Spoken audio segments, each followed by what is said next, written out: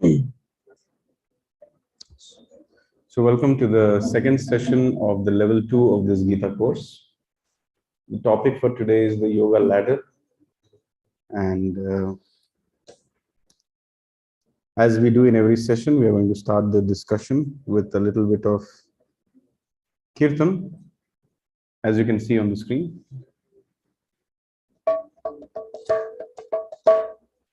Namo Vishnu Padaya Krishna Pristhaya Bhutale Srimate Bhakti Vedanta Swamiti Namine Namo Vishnu Padaya Krishna Pristhaya Bhutale Srimate Bhakti Vedanta Swamiti Namine Namaste Saraswati Deve Gauravani Pracharine Nirvishesha Shunyavadi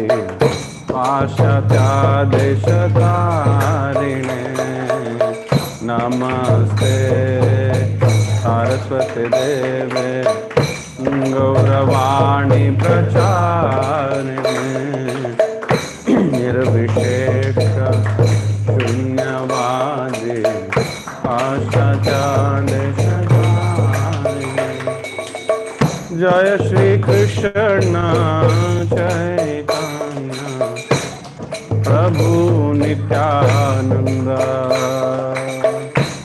Shri Advaita Gadadhar Srivasadi Gaura Bhakta Jai Shri Krishna Chaitanya Prabhu Nityananda Shri Advaita Gadadhar Srivasadi Gaura Bhakta Hare Krishna Krishna Krishna Hare Hare Hare Rama Rama Rama Hare Krishna Krishna Krishna Hare Rama Rama Rama Hare Hare Hare Krishna Krishna Krishna Hare Hare Hare Rama Rama Rama Hare Hare Hare Krishna Krishna Krishna Hare Hare Hare Rama Rama Rama Hare Hare Jaya Radha Madhava Kunja Bihari Gopijan Vallabha Girivardhari Jaya Radha Madhava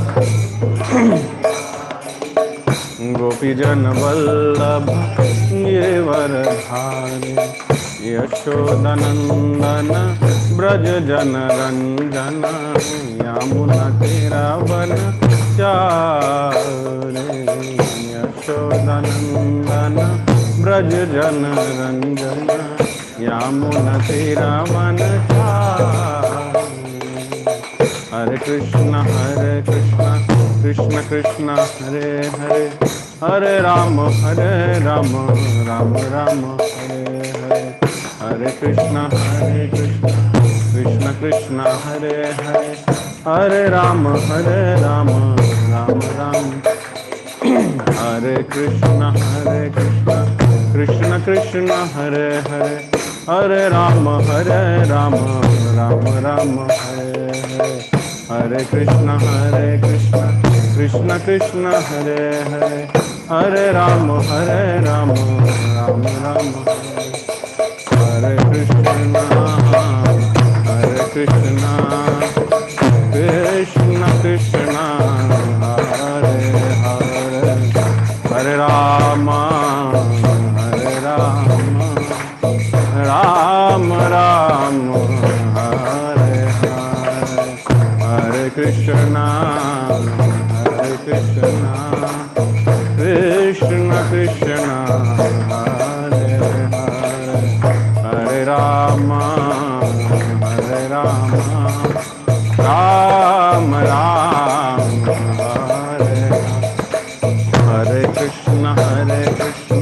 Krishna Krishna, Hare Hare.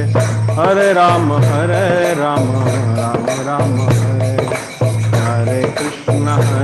Krishna, Krishna Krishna, Hare Hare. Hare Rama, Rama Rama, Hare Hare. Krishna, Krishna Krishna, Hare Hare. Hare Rama, Rama Rama, Hare Krishna, Krishna Krishna, Hare Hare. Hare Rama, Rama Rama, Hare Hare. Hare Krishna, Krishna Krishna, Hare Hare. Hare Rama, Rama Rama, Hare Krishna, Krishna Krishna, Hare Hare. Hare Rama, Rama Rama, Hare Hare. Hare Krishna, Krishna Krishna, Hare Hare. Hare Rama, Rama Rama, Hare Hare.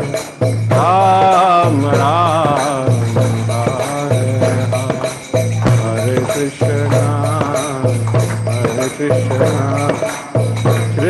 Krishna Krishna,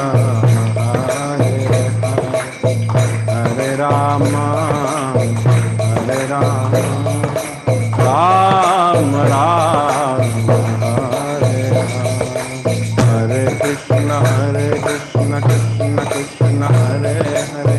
Hare Rama, Rama Rama, Hare Hare. Hare Krishna, Krishna Krishna, Hare Hare. Hare Rama, Rama Rama, Hare Krishna, Krishna Krishna, Hare Hare. Hare Rama, Rama Rama, Hare Krishna, Krishna Krishna, Hare Hare. Hare Rama, युग धर्म हरिनाम संकीर्तन की जय। श्रीमद् भगवद गीता की जय। जगत गुरु श्रील प्रभुपाद की।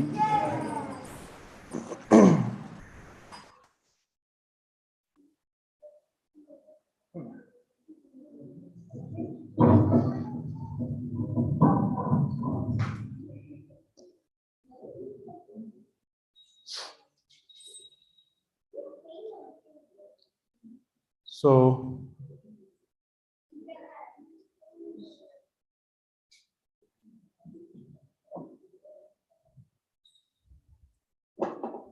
for those who are online, I'm going to share the screen.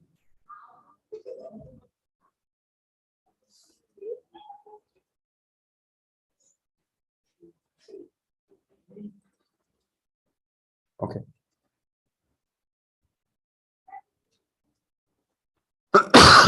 So the topic for today's session is the yoga ladder. I see some new people today. Can we all come a little closer and sit so that the people who come later towards the end or a little bit late, they will not have any problem sitting down.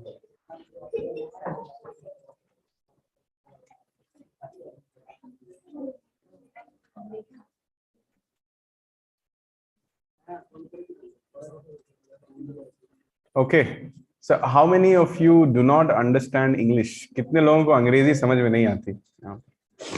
लेकिन class तो English में है. Hindi class अलग समय में होता है. So इस आज के कक्षा में हम लोग वी फोकस इंग्लिश भाषा में समझाते हैं लोग. Okay, we'll try to manage, see whatever is possible. So this session's title is the yoga ladder, and is dedicated to His Divine Grace, A.C. Bhaktivedanta Swami Prabhupada, who is the founder Acharya of ISKCON.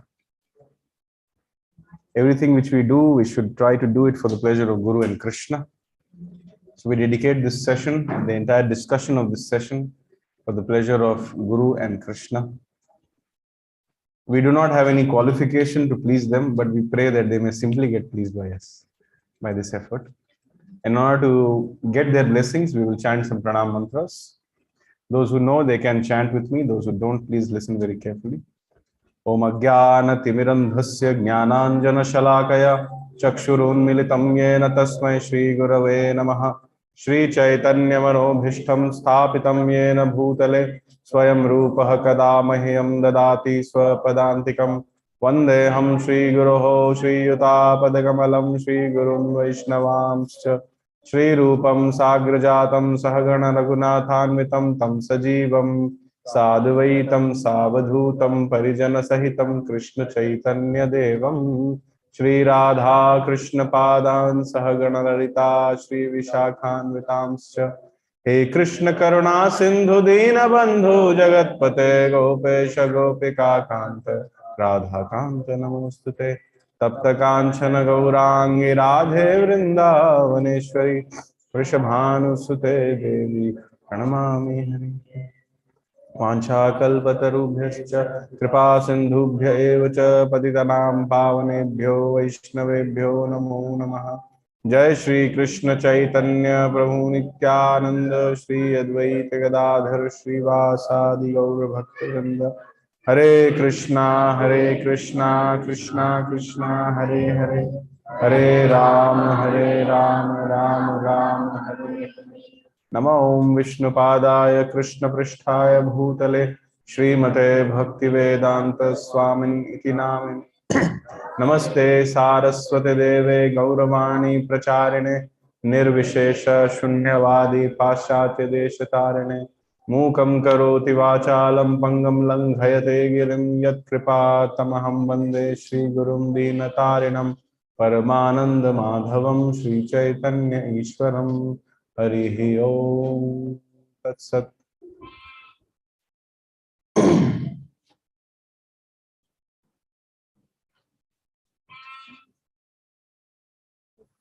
Hare Krishna. So welcome to the Yoga Ladder session. And the agenda for today is as follows. So this is quite an expansive agenda. Many topics are covered. We'll see how much we can do today. If there are more questions and answers, then maybe we'll have to divide the session in two parts. But if time permits, it's also possible to finish in one session. So what is yoga? The different kinds of yoga, the progression of the yoga ladder. Is Bhakti Yoga complete? Does it need the support of other yoga systems? What is Krishna's choice of yoga? That is the author's choice. Why we say author? Because Krishna is the original author of Bhagavad Gita. And then what is the route back to the spiritual world? And we'll give you a practical tip, which will make your life happy if you practice from today. So that is the agenda. Let's begin. So what comes to your mind when you think about yoga? What is the first thing which comes to your mind? Connect. Connect with God. Okay. Anyone? That's one answer. Any other answer? Peace and energy. Okay. Meditation. Okay. Asanas. Okay. Any other answer? Fitness. Very good. Please turn your mobiles on silent mode. I'm also turning it off. If anybody's mobile rings, we'll give them 5 plates of prasad and they have to eat it. So what comes to our mind when we think about yoga? So we got various answers. But let's see what Krishna says or what the Bhagavad Gita says. Yogastha kuru karmani sangam tyaktva dhananjaya Siddhya asiddhyo samo bhutva samatvam yoga uchyate. So you see the part samatvam yoga uchyate is highlighted in bold. So Krishna is saying basically, perform your duty equipoised, O Arjuna, abandoning all attachment to success or failure. Such equanimity is called yoga. So this is the most preliminary definition of yoga. This is the basic idea with which Krishna starts the discussion of yoga. He says that do not be disturbed by so-called successes and failures. Don't be distracted by matter and the ups and downs of matter, because everything is temporary. Be equipoised in both happiness and distress. Basically, he says, become detached from the material existence. And of course, detachment is not possible until you get attached to some other place. For example, I'm living in this flat, or I'm living in this house, let's say. And if somebody asks me to vacate this house, and first I have to go into some other house, then I'll be able to vacate this house. So this detachment is only possible when you get attached to something. So therefore, Krishna is giving a hint that you get attached to me and become detached with everything else. That is the real purpose of yoga. So therefore someone said connect with God. So that is the ultimate definition of yoga. Yoga means you have to connect your consciousness with the ecstatic consciousness of the Supreme Personality of Godhead, Krishna. So we will see more mature definitions of yoga as we progress in this session. However, for now, let's define yoga as something which is dealing with samatvam, that is equanimity, equipoised, and destination. That's how let's put it like that for now. Reaching a higher destination, transcending the material existence, being detached from the material existence and being attached to Krishna is the primary, most basic definition of yoga. Now, coming to the different kinds of yoga, I've just mentioned sinful action. That is not yoga, but I've just mentioned it. Karma Kanda, that is also not a yoga. Then comes Karma Yoga, Jnana Yoga, Dhyana Yoga, and Bhakti Yoga. I think many of you are familiar about these things also. We'll discuss everything in detail. But I just mentioned that yoga means being equipoised, being detached with the material existence, being attached to Krishna, and trying to go for a higher destination, which is a little bit higher than the material existence. So what are those available destinations? That's what we have to think. So before discussing what are the various kinds of yoga, let's now discuss what are the various available destinations. This has been covered in the previous sessions, but we'll just revise. What comes to your mind when you see these pictures? Okay, somebody is saying Brahma Jyoti comes to the mind. That's for the first picture. What comes to your mind when you see the second picture? Paramatma. Okay, third picture? Bhagwan. So yes, these are the various destinations. Vadanti tattva tattva vidasyat tattvam yajnanam avyayam brahmeti paramatmeti bhagwan iti shabdayate. So the supreme absolute truth is realized in three phases of understanding by the knower of the absolute truth. What are these three phases? The three phases are Brahman, Paramatma, and Bhagwan. All of them are correct, but there is difference in the degree of detail in the understanding. I'll give you an example. Suppose there is a village in which a railway train is going for the first time, and people have no idea what's a railway or what is a train. So some people are standing on the station and waiting for the train to come. So there is a group of people who see that, okay, and from the distance, I see some very big object coming with a red light on it, and it's making some kind of a noise and seems very heavy. This much they see, and they run back to the village to inform everybody this is what a train is. But then there is another group of people who wait on the station for some more time. And they see that, okay, this is not just a very fast moving object, but it has an engine and it has various bogies attached to it, and it is made of iron. It is running on iron rail tracks also, also. It's very heavy. It just doesn't make noise, but there are so many other things, components to it, etc., etc. The second group of people, first group of people are also right. Second group of people, when they go back to the village, they are also right, but they are able to explain about the train with much more detail. And then there is the third group of people who actually wait for the train to stop. And they see, okay, this train has people inside it. Some of them are sleeping, some of them are sitting. There is toilets and etc. in the train. Some people are getting down, some people are getting up, people are eating, people are drinking, people are speaking various languages. So basically, it's not the train which is the most important thing, but the train is basically a carrier of the people from one place to another place. This third category of people who are so inquisitive about the train, they come to the realization that it's not all about the train. It's about the train which is carrying the people. So the essence of this train is that it carries people from one place to another place. So they go back to the village and they also describe all these things, but with much, much greater detail. All the three groups of people who got this information, they are not wrong, but they differ in their degree of understanding. That is Brahman, Paramatma, and Bhagwan realizations. When somebody realizes God as the omnipresent, all-pervading energy, some people call it Brahma Jyoti, some people call it light or whatever. So when somebody has a realization that there is an all-pervading, all-encompassing energy which controls each and everything, that is called Brahman realization.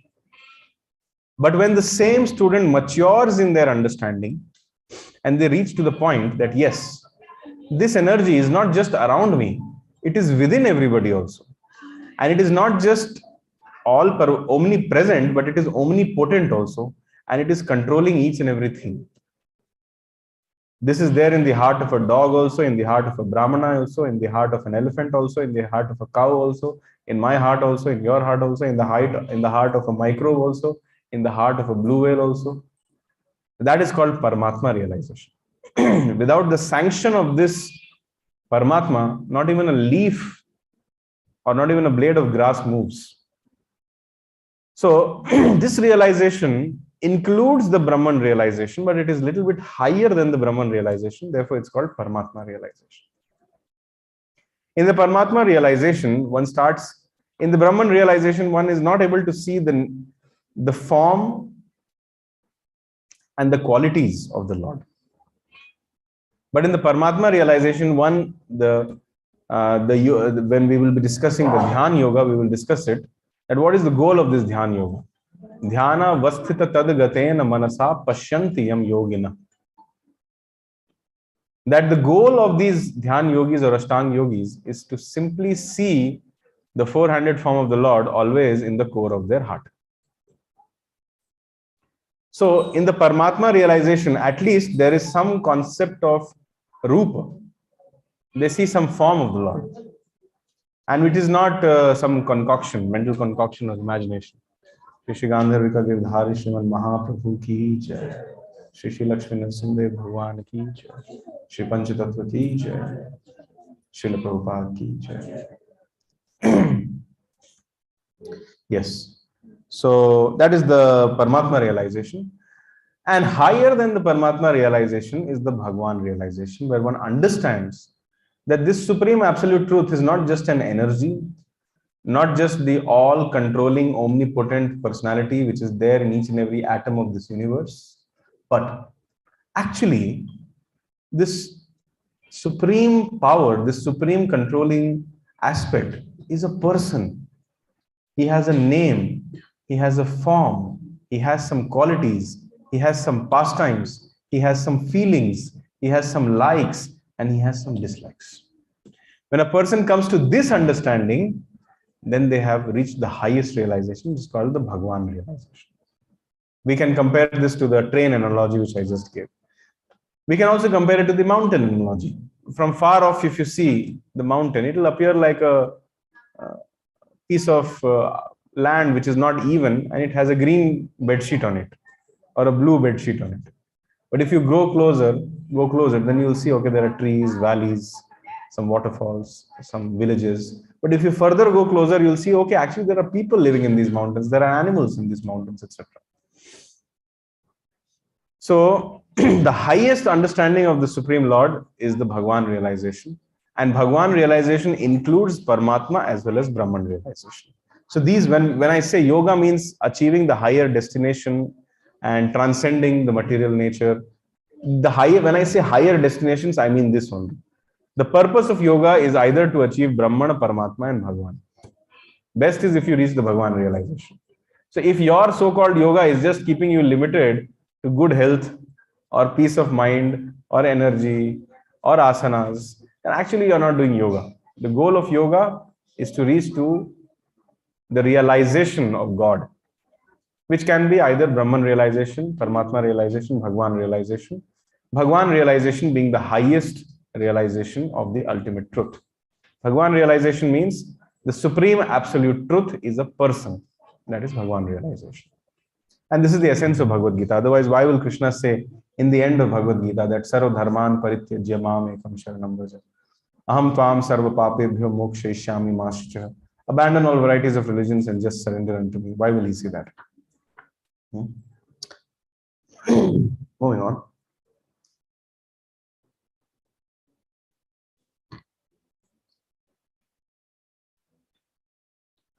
Okay, so the supreme absolute truth, the destination of yoga can be perceived as Brahman, impersonal light, Paramatma in every atom, and supreme person, that is Bhagwan. Now let's come to the different kinds of yoga. First is sinful actions. This is not a part of yoga. This is action without regard to scriptures. Okay, the children sitting here, Hare Krishna, either you have to listen or else you have to go out and pray. The sinful action, that is acts against the scriptures. Acting on one's own whims and fancies, not following the scriptural injunctions. This certainly is not a part of yoga. Because this will not help you to realize either Brahman, Paramatma or Bhagwan. You may be going to some yoga studio, paying 12,000 rupees per month, doing so many kinds of asanas and pranayams and yogas and this and that. But ultimately, why you are doing it? So that you can keep your body fit. And why you want to keep your body fit? So that you can drink more, eat more, sleep more, and mate more. That is not yoga. Yoga doesn't mean that I make my body fit, my mind fit, simply to eat nicely, sleep nicely, mate nicely, and defend nicely. If my intention is to eat, sleep, mate, and defend, then that comes in the sinful category. Because this eating, sleeping, mating, and defending, even the dogs are doing and the cats are doing, pigs are doing. If my life is only about making better arrangements to eat, sleep, mate, and defend, then I'm not different from these animals. And I'm not an animal, I'm a human being. Ahar nidra bhay maithunam cha samanya etat pashubhir narana. Dharmo hitesham adhiko vishesho dharmena hina pashubhir samana. So if I am doing nothing else except making better arrangements every day for eating, sleeping, mating, and defending, and that's the story of my life, I'm just an animal. And that comes in the sinful category. That is not yoga. One should not be very proud that I am doing yoga. This kind of action has no spiritual perspective involved. Now let's come to the next thing, which is also not yoga, but it is some kind of obedience to the scriptures. Yadrichaya chopapannam swargadwaram apavritam sukhinah kshatriyah partha labhante yuddham idrisham. Bhagavad Gita 2.32.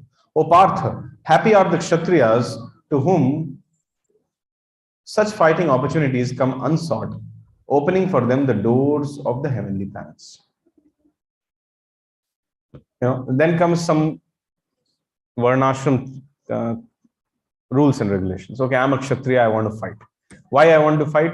So that I'll go to heaven. And there I'll enjoy in the Nandan Kanan with wine and women. So this has no spiritual idea, or this has no spiritual aim. So initially, when Krishna was trying to inspire Arjuna to fight, he gave this reason that, okay, this is your duty as a Kshatriya to fight. You fight. And if you fight, then you'll get glory, and that is very glorious. You are a Kshatriya, you'll go to heaven. So that is called Karma Kanda. Just act according to the scriptures. Please take note that previously people were not acting according to the scriptures. They were just living their own life the way they want. But now they are acting at least this much obedience, this much sanity, this much consciousness is there. Okay, I will basically do what I want, but I will go according to the scriptures. I want my enemy to become weak. Okay, I'll follow the scriptures and do that. I want more money, so I'll follow the scriptures and do that. I want a new child, I'll follow the scriptures and do that. All this has got nothing to do with spiritual life, but at least I'm not leading a sinful life. I'm following in the purview of the Vedic religion or the Vedic customs. These days, there's a tendency that why to follow the Vedic literature? I'll just do what I want. It's my life. Let me live as if there is no tomorrow. Kal ho na ho. These concepts are going on. They don't know that there is something called as next life. They don't know that we have to be accountable for what we are doing. This karma kand is also a very vicious cycle. Although you are strictly following the Vedic literature, but actually you are getting more and more entangled in this material existence. But at least you are not doing something sinful. One good example of this is, okay, let me first finish what's there in the slide. To act according to the scriptures, but basically looking for one's own sense gratification. There is no desire whatsoever to make any spiritual advancement. That is called karma kanda. So karma kanda, I explain generally. Everybody knows that drinking liquor is not good, but still people drink. In Mumbai, liquor was banned at one point of time, but people wanted to drink. So the liquor was being sold in public toilets. Whenever somebody would go to toilet, they'll give some money and they'll take a bottle, wrap it in paper, put it in their pocket and come out. So this smuggling was going on and government was losing custom duty. So what government said that, okay, in order to stop this smuggling and this illegal activity, we will open a licensed liquor shop. So at least in this way, I'll be able to restrict the production and that means the manufacture and the selling of liquor. That's what the government thought. So they brought in the concept of licensed liquor shop. So pap means taking liquor from an illegal place. And karma kanda or punya means to take liquor from a licensed liquor shop. But ultimately it is taking liquor only.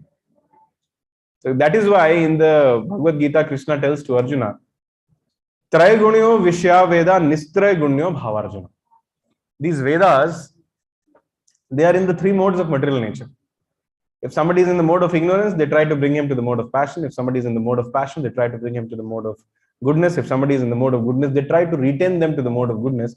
A very small percentage of the Vedas is actually transcendental, beyond the modes of material nature. So therefore, Krishna said, Nistrayagunyo Bhavarjuna. Rise above the Vedas, rise above the three modes of material nature.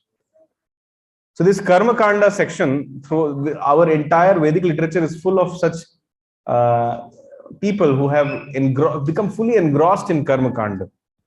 Okay, this procedure, this ritual, this, that, this.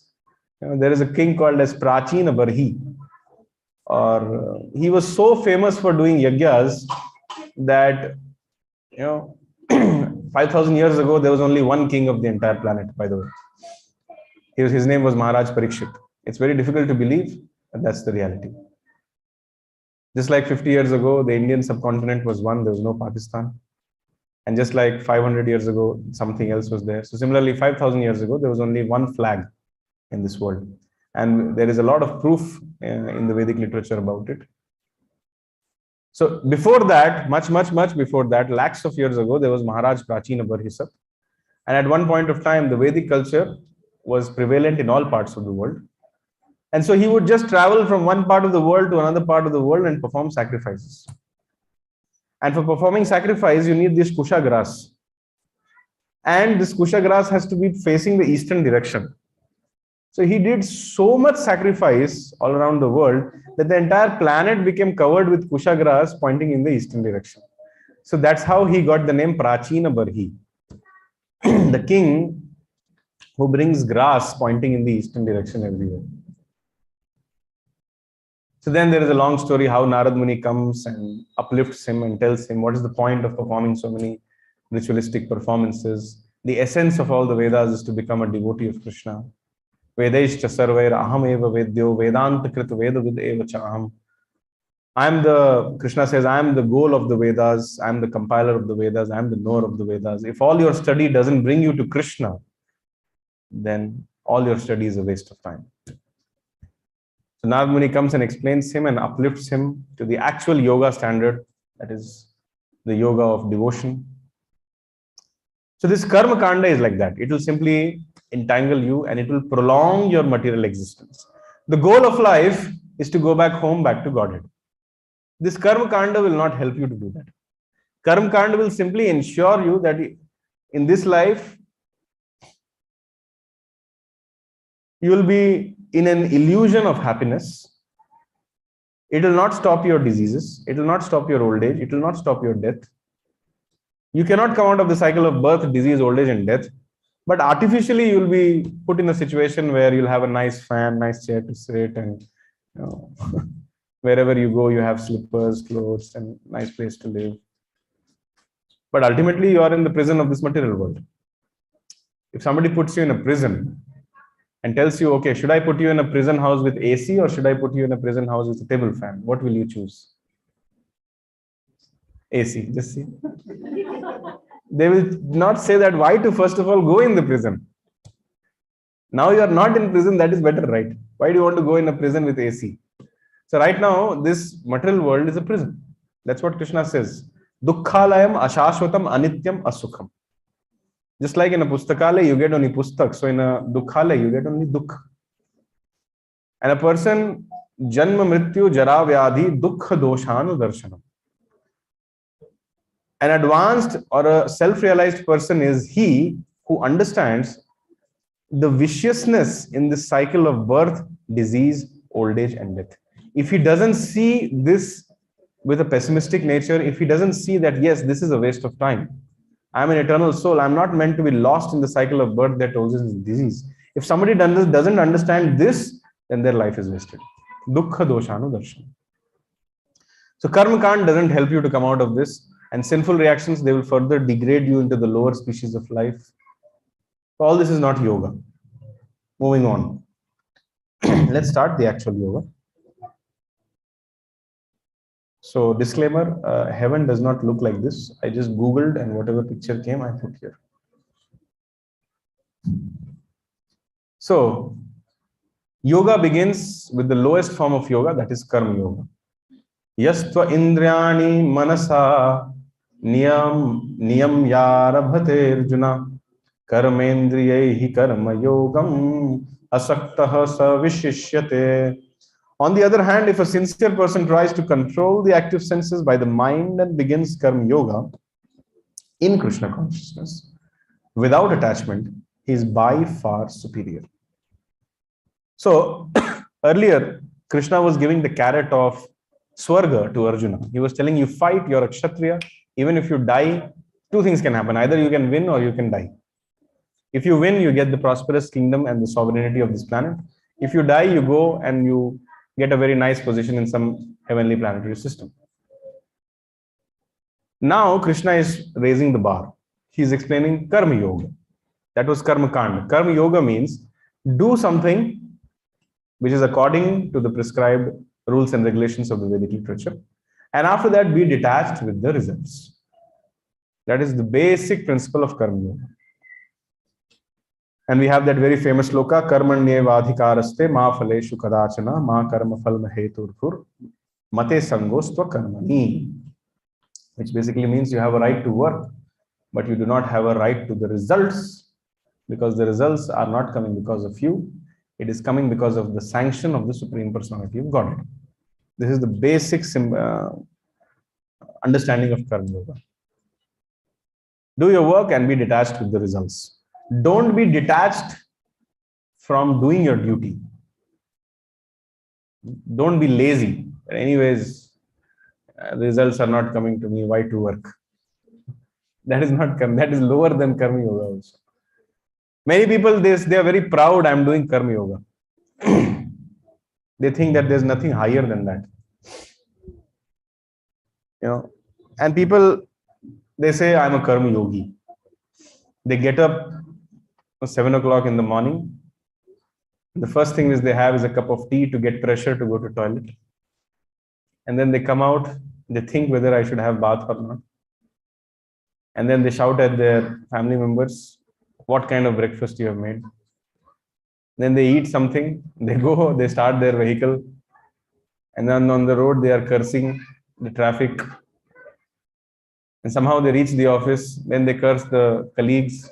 What kind of politics is going on here? I'm such an innocent person stuck here. And then they think ways and means how to get rid of the work which is assigned to them. And they come back in the night. On the way, they go and do some sense gratification.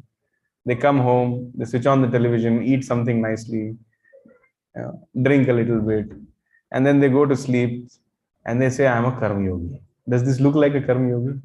Karma hi puja hai. Does this look like puja to you? There's no element of puja in it, but main to Karma Yogi. Sometimes people think that working like a donkey is Karma Yoga. You work 14 hours a day and I'm a Karma Yogi. Your Karma Yoga really begins when your boss tells you, okay, you have put in 14 hours a day this month, but I'll not give you salary. Then let's see what kind of Karma Yoga you are doing. So Karma Yoga, the basic principle of Karma Yoga is that you're not bothered about the results. You're only bothered about the sense of duty. That this is what I'm supposed to do and I will do that. My only focus is doing rightly what I'm supposed to do. And after that, whatever result comes, I'm not very much attached to it. My work or my enthusiasm to do the work is not based on the results which come. That is this is the basic principle of Karma Yoga. Now,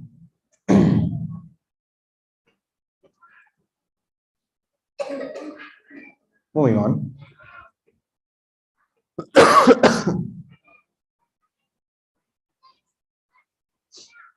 So, sukha dukhe same kritva labha labho jaya jayo tato yuddhaya yujyasva naivam papam avapsyasi. Do thou fight for the sake of fighting without considering happiness or distress, loss or gain, victory or defeat. Labha alabho jaya jayo sukha dukhe. Whether it is happiness or distress, labh alabh, that is loss or gain, victory or defeat, jaya ajaya. Jaya means victory, ajaya means defeat. And when you do so in such kind of a detached way, then you will not incur any sin. The more you are attached, the more the reactions are generated. If you do something in a disinterested, obligatory way, just with a consciousness that this is my duty, then you will not generate any reactions. But the more you get attached to it, the more reactions you will generate and the more entanglement will happen. These are the subtle principles which people don't know. So basically, man's search for happiness, Hare Krishna, kids, man's search for happiness, it's a book of psychology. At some point of time I had read it. It very much falls aligned with this principle of the Gita. That is a case study of the people caught in the concentration camps of the Second World War. So some people in the Second World War in the concentration camps, they survived, and some people they didn't survive. And the common analysis or the common conclusion was that those people who had a higher purpose in life or a higher goal in life, they survived. And those who did not have a higher goal, who only wanted to get freedom, who only wanted to escape the concentration camp, they died. But those who had some higher purpose, that okay, me living or not living is not so important, but the purpose of my life is something beyond me, they survived. So those who work for a higher purpose, it is seen that they don't get entangled. But those who work for their just upkeep of their body or upkeep of their basic necessities, they get very much entangled. And they are not karma yogis, they are karma kandis basically. So in simple words, those who work for success, they don't get success. Those who work for a cause, success comes to them. So karma yoga can be divided into two categories. One is sakam karma yoga and one is nishkam karma yoga. Although you have to be detached from the results, but still there can be two further subcategories, sakam, nishkam. Sakam karma yoga means I'm following the Vedic rules and regulations. I'm not doing anything sinful. But out of the results which come, 5% is for Krishna and 95% is for my wife. That is sakam karma yoga. That although I'm practicing karma yoga, but I have not reached the perfection of karma yoga, I am very much attached. I want to keep the results of the karma yoga with me. That is called sakam karma yoga. That means I am detached with only a portion of the result. I am attached to the work, of course. I am attached to the work, but I am also attached to a big portion of the results. Nishkam karma yoga means I am not attached to the results. But this nishkam karma yoga is not the highest because still there is attachment to the work itself. I am a painter and I keep painting various portraits and I don't bother how much it sells for. I just live to paint. But if you take the paintbrush from my hand, I will die. So this is not the highest platform of yoga. Still some attachment is there. One cannot boast that I am not attached to the results. One has to see whether I am attached to the work in general or not. So Nishkam Karma Yoga doesn't mean that I have achieved the perfection of life. It may still mean that I am not bothered about the results of the stress is not there. I'm not bothered running behind the results. I'm only working for the cause. But you know what? Why I do this? Because I like to do it and there's nothing else which I can do. And if you ask me to stop doing this, then there's no purpose to my life. That can be the sad reality of a Nishkam Karma Yogi also. Having said that, a Nishkam Karma Yogi is much better than a Sakam Karma Yogi, much better than a Karma Kandi, and much better than a Papi. Okay? Moving further. After Karma Yoga comes, higher than Karma Yoga is Jnana Yoga. When a Karma Yogi attains perfection, then something's happening. He loses the doership mentality. He understands that I am not the doer. And then his heart starts getting purified because of the transcendental knowledge which has come to him. And then he becomes qualified to enter the realms of Jnana Yoga. So higher than Karma Yoga is Jnana Yoga. Okay. If this much you can understand, then my job as a teacher is successful. Don't worry about these shlokas. We don't expect you to know all this and give references of this later on. Just try to understand the yoga ladder. If you can explain the yoga ladder, make a ladder and show what is the lowest rung and what is the highest rung, class is successful. Avyaktadini bhutani vyakta madhyani bharata avyakta nidhananyeva tatraka paridevana. All created beings are unmanifest in their beginning, manifest in their interim state, and unmanifest again when annihilated. So what is the need of lamentation? What is Krishna doing here? He's bringing in logic and analysis. पहले भी कुछ नहीं था. Everything was unmanifest in the beginning. Now, when they are manifest, that is not the final, that is the interim state. And ultimately, again, everything will become unmanifested. So, Arjuna, why do you worry so much? This is called logic and analysis. What does logic and analysis do? Logic and analysis breaks attachments. So, I'm stuck at some level of realizations in my life with my attachments. If I get into this game of analysis, logic, speculation, then I'm entering the realms of Jnana Yoga. And this analysis will help me to break my petty attachments in life. The analysis that I'm not the body, I'm not the mind, I'm not the intelligence, I'm the spirit soul. If somebody can understand this much, so many problems of life are solved. The cells of the body, they change every 7 years. So if your age is, let's say 70, you've already changed your body 10 times. And at the time of death, you just change another body. This is an analysis. So if you can understand this concept, then you'll not be bewildered when you see someone dying. Already they have changed so many bodies. Now they are just, when this body is no longer usable, they just give it up and then they take another body based on their karma and the consciousness which they have at the time of death. There is a very nice shloka of the Bhagavad Gita which says this. Who can tell me that shloka? Yes. Dehino yasmin yatha dehe kaumaram yauvanam jara tatha dehantara praptir dhiras tatra na muhyati. Dhiras tatra na muhyati.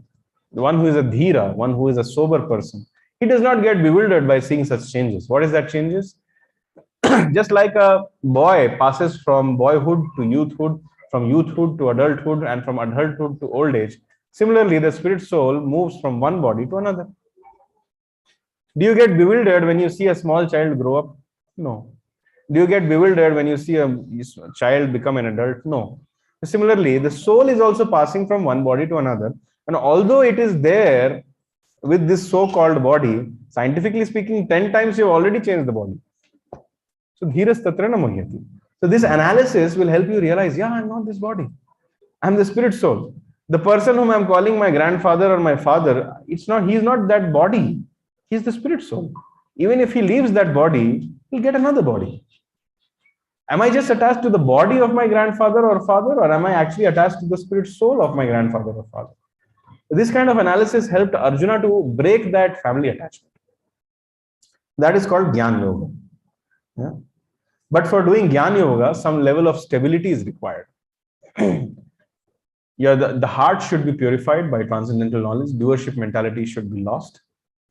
And one should be a little stable in their inaction. Because Jnana Yoga brings in a lot of inaction. You have to sit in one place and analyze a lot. And if you cannot sit in one place and do this, then Jnana Yoga is not meant for you. Okay? So, let's try to summarize Jnana Yoga. When we perform action, there is a, Jnana Yogis, they come up with these arguments. When we perform action, there is chance of performing some mistakes, so better avoid action. Material action is performed in the 3 modes of material nature, that is mode of goodness, mode of passion, mode of ignorance. So why to get into all these things? Just don't do anything. So in Jnana Yoga, basically, knowledge and analysis based on that and inaction. These 2 things are recommended. Generally, very rarely we find a Jnana Yoga. Especially in Kali Yuga, it's not easy to find a Jnana Yoga. Because it is completely inactivity and knowledge and analysis is going on in the mind.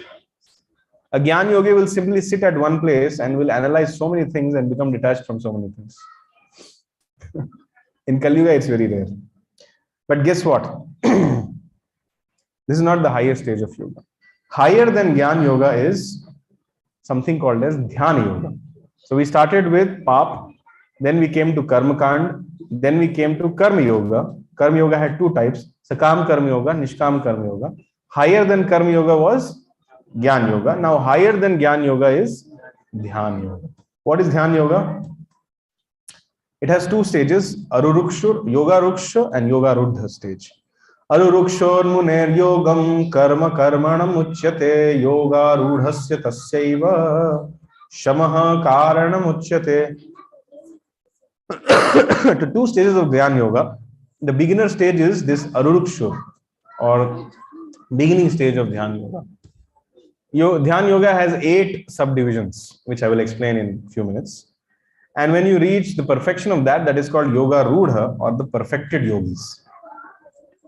So the Bhagavad Gita says, 6th chapter, shloka number 3, for one who is a neophyte, that means one who is a perfected Jnana Yogi and has started to do the Dhyana Yoga, that means a beginner, one who is a neophyte, work is said to be the means.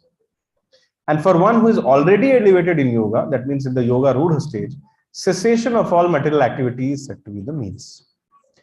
Means that in Dhyana Yoga also a lot of inaction is recommended. The more advanced you become, the more nicely you can sit in one place and meditate. Suppose you are so much addicted to Facebook, Instagram, WhatsApp, and you decide to go to some hill and you find a cave there and you switch off your mobile and you try to meditate there. What will happen? In the next 2 minutes, something will come to your mind, you will switch on your mobile and start seeing and come out of the cave. There was a very famous politician who did that just before elections. He went with via the helicopter to some Himalayan region in a cave, went for 25 minutes in that cave, meditated, came out, again sat in that helicopter and went back to Delhi. It's an election stunt. Let's see, I'm not an ordinary ruler who is asking for votes. I'm somebody really special. These are some dramas which are going on. Just like it's very difficult to find a Jnana Yogi, it's very difficult to find a Dhyana Yogi also. What does Dhyana Yoga mean? Let me tell you. Verse number 11 and 12 of the 6th chapter. To practice this yoga, that is Dhyana Yoga, one should go to a secluded place. Means you have to give up your relatives, family, friends, colleagues. Go to a secluded place first of all. In that secluded place, there is no Wi-Fi, no WhatsApp, no Instagram, no Facebook, no Grofers, no Blink, no Swiggy, no Zomato. And for those who are wondering what is these are,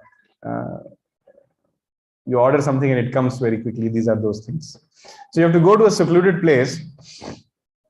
You should lay kusha grass on the ground and then cover it with a deer skin and a soft cloth. The seat should be neither too high nor too low and should be situated in a sacred place. The yogi should sit on it very firmly and practice yoga to purify the heart by controlling his mind and senses and activities and fixing the mind on one point. How many of you can do this? Please raise your hand. Sometimes when I ask in the classes, some people raise their hand also. So I spend next 10 minutes to make them realize that don't be an illusion. Try switching off your internet in your mobile for 6 hours. Pass that test. 6-hour challenge. He's telling he can do it. Make it 12 hours. 3 months. But more than 3 months you can't live, no? See? Fundamental needs. Just see. That means you are not qualified for Dhyana Yoga. So, basically refrain from all actions, sit in one place and fully focus the mind on the object of meditation. You know what? When Arjuna heard this, he said, I can't do it. 5,000 years ago, when there was no distractions, at that time, the best person amongst all the Kshatriyas, one who has won the Draupadi Swayamvar and whose attention and focus and concentration is talked even in the higher planetary system, such a person said, I can't do this. But then there are some, sorry to say, but some idiots who think that they can do this. Ashtanga Yoga. What is this Dhyana Yoga or Ashtanga Yoga? It has Yama, Niyama, Asana, Pratyahara, Yama, Niyama, Asana, Pranayam, Pratyahara, Dharana, Dhyan, Samadhi. Let's talk about Yama and Niyama. I will not talk about the others. Yama means do's and Niyama means don'ts. Let's talk about Niyama. If you want to do this Dhyana Yoga, no meat, no fish, no eggs, No onion, no garlic, no coffee, no tea, no mobile, no Instagram, no Facebook. Not just this much. No liquor, no beer, no whiskey. Okay. No smoking, no gambling, no sex life. How many of you can? The last point was like, oh, baap re. Kuch dusra batao, Prabhuji. So this is the basic rule for doing this Dhyana Yoga. Now, why all these yoga studios who have opened this so-called power yoga, Ashtanga yoga, X yoga, Y yoga, why they don't tell you all this? Because unka dukaan band ho jayega. Now, this is, I'm talking about the second thing only. I didn't tell you the do's. I just told you the don'ts. The first is yama and niyama. 99.99% of the so-called Dhyana yogis or Ashtanga yogis cannot do the yama and niyama, but they want to do the asana. They want to do asanas, they want to do pranayam. And what to speak about pratyahara, dharana, dhyan. They want to read samadhi also. There are some so-called pseudo gurus on YouTube. I don't know why people call them gurus. They say, do whatever you want, eat whatever you want, drink whatever you want, come once in a year here with me, dance with me, pay some donation, take some articles which I have to give, chant this mantra, attain samadhi. Yama niyama, go to hell. We don't care. We are so powerful.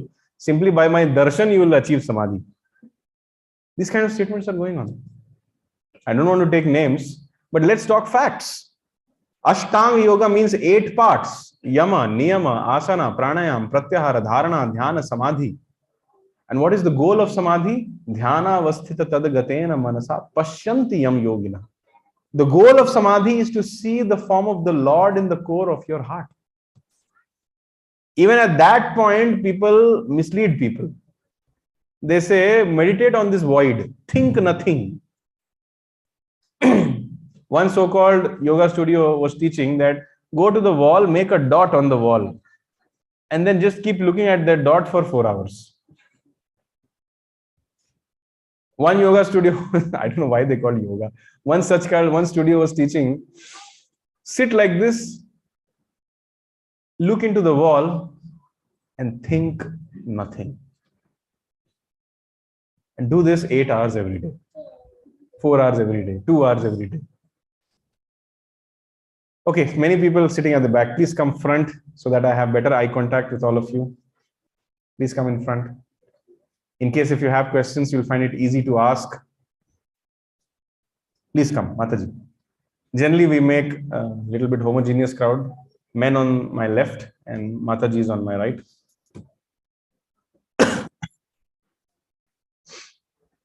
So, yama, niyama, do's and don'ts, asana, pranayam, they control the body and the mind. Pratyahar means stop the sense gratification. Separate the senses from the sense objects. Dharana, dhyan, samadhi are uninterrupted stages of meditation. But what is the goal of this meditation? The goal of samadhi to see the four form. See the 400 form of the Lord. Mataji, वैसे पैर altar की तरफ मत करो. If you want, you take a chair. So when Arjuna heard this, he said, if you want, my dear Lord Krishna, I can control the wind in Kurukshetra, but I can't do this Dhyana Yoga. Good luck to the other yoga studios who guarantee that they will teach you without talking about yama and niyama. That's why I told in the beginning, yoga has become a fitness thing these days.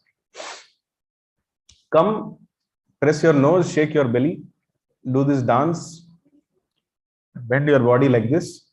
After that, go out, eat nicely, sleep nicely, mate nicely, defend nicely. That is yoga. Very recently, somebody told me that something called as doga has come.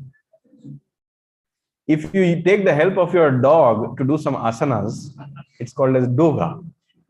Tomorrow, koga will come, cat, and I don't know, cow. This has got nothing to do with the reality. You take the Patanjali Yoga Sutras. There also it is mentioned.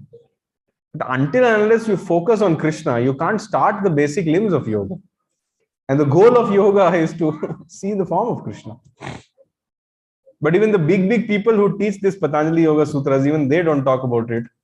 They want to wear a secular dress and they want to sell their medicines. Because if they speak about the yama and niyama, nobody will come. If somebody tells you no meat, no fish, no eggs, no onion, no garlic, no coffee, no tea, no gambling, no intoxication, no sex life, if you can follow this for 1 year, then come to my yoga studio. How many of you will go? It's not possible in Kali Yuga. So therefore, some yoga systems are not feasible. Therefore, even before the beginning of Kali Yuga, Arjuna in the end of Dwapar Yuga rejected this. It's not possible. So what is the next stage? We discussed Pap, we discussed Karma Kand, we discussed Karma Yoga, Sakam and Nishkam Karma Yoga, we discussed Jnana Yoga, we discussed Dhyana Yoga. After that, what comes? Bhakti Yoga. Now we are progressing in the yoga ladder. This is when I was doing the Gita Sar, I called this one of the most beautiful verses of the Bhakti Yoga. This verse shows the simplicity of Bhakti Yoga. Just few slides before, we saw the complexity of Dhyana Yoga. Go in a secluded place, kusha grass, deer skin, blah, blah, blah, XYZ. But this verse shows the simplicity of Bhakti Yoga. Patram pushpam phalam toyam yo me bhaktya prayachati tad aham bhaktya uparitam ashnami prayatatmanah. Let's repeat this. First I'll say, then you say. Patram pushpam phalam toyam yo me bhaktya prayachati tad aham bhaktya upahritam ashnami prayatatmanah. Krishna is saying, if one offers me with love and devotion a leaf, a flower, a fruit or water, I will accept it. What does this mean? What is the inner meaning of this verse? Krishna is telling that even the poorest man or the richest man or the most differently abled man or the most abled man on this planet can arrange these four things: leaf, flower, fruit and water. And whom is he offering to? Not the Prime Minister of India, not the king of the heavenly planetary systems, not the secondary creator of this material world, Brahma. He is offering it to the Supreme Personality of Godhead, Krishna.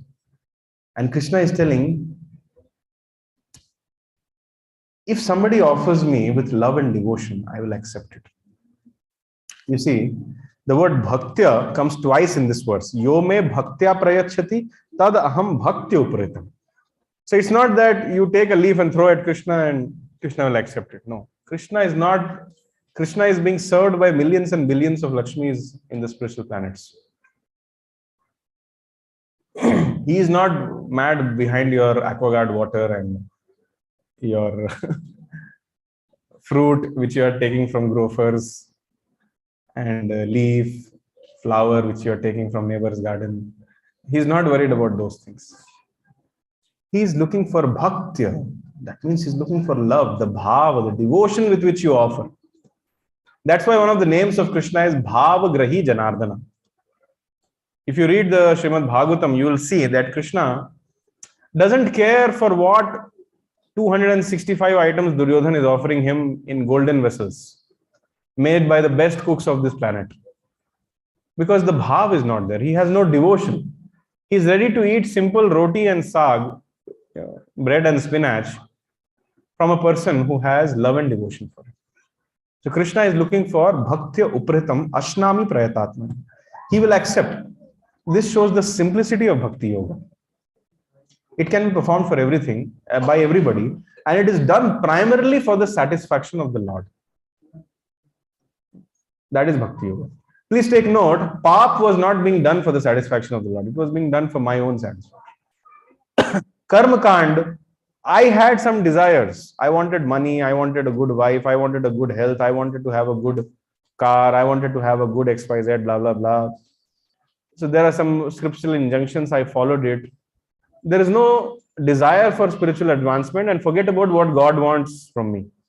I'm only worried about what I want. And by hook or crook, I'll call myself in the purview of the Vedic religion. At least I'm not going against the Vedic scriptures. I'm following the Vedic scriptures, but I want what I want. That is karma kand. Karma yoga means, okay, I've understood that I need to be detached from the results. But again, 5% for God and 95% for my family members. That is karma yoga. Nishkam karma yoga, okay, means okay, theek hai, chalo, I will give up the results of my work, but I cannot give up working. I don't care what Krishna wants from me. I will do what I like doing. Higher than that is Jnana Yoga. I'm just trying to understand that I'm not this body, I'm the spirit soul, I'm not the mind, I'm not the intelligence, I'm the spirit soul. Still, I don't know what is the function of the spirit soul, what is the duty of the spirit soul, what is the relation between Atma and Paramatma, all that I don't know. Dhyana Yogi, what is the outcome of this Ashtanga Yoga? Ashtasiddhis. I want to become lighter than the lightest. I want to travel on the rays of the sunbeam and move from one planet to another planet. I want to dip in the Gangotri and come out in the Yamunotri.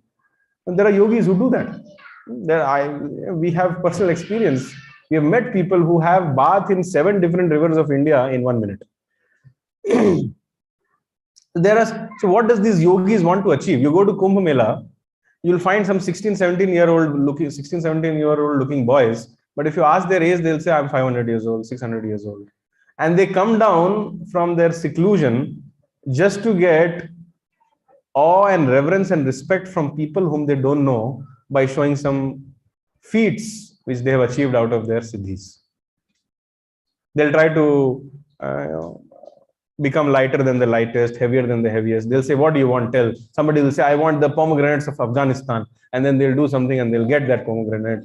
And actually it is so cheap adoration. These yogis also are not free of, I can say they are lusty for adoration. Let's put it like that. A yogi is not, is a very, very insecure person also. An Ashtanga yogi is to a huge degree insecure also. Imagine if you have a small child, you have served him breakfast, and after eating the breakfast, the child goes with a small tiffin in your kitchen and starts packing some tiffin. And if you ask him, why are you packing? If the child says, my dear father, you have given me breakfast, but I'm not sure whether you'll give me lunch. So therefore, I'm packing it and keeping it for me. How does this sound? Sounds very stupid. You are the father. Why will you not give your child? Similarly, Krishna is our father. Why will he not fulfill our needs? In the Bhagavad Gita, Krishna says, to my devotees, I carry what they need and I preserve what they have. But he doesn't say, I will give you what you want. I'll give you what you need. But a yogi says, no, I need what I want. And don't want to depend on Krishna. So let me get some siddhis and get whatever I want the time I want. And in that way, they fall into the trap of material existence. Birth after birth. So therefore, in Pap, in Karma Kanda, in Karma Yoga, in Dhyana Yoga, in Jnana Yoga, you are not doing something for the satisfaction of Krishna.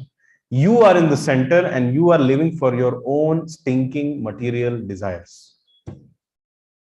But the moment Bhakti Yoga comes in the picture, you are not in the central position.